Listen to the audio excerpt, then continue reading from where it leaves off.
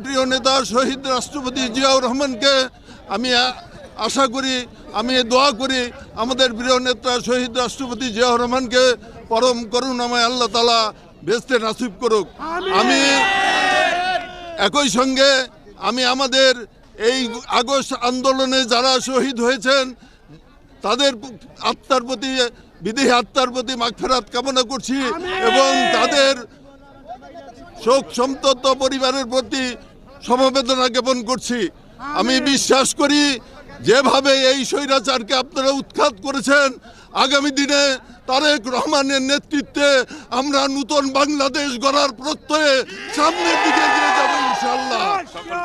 সকলকে ধন্যবাদ দিয়ে আপনাদেরকে সামনের দিকে এগিয়ে যাওয়ার জন্য আহ্বান জানাচ্ছি।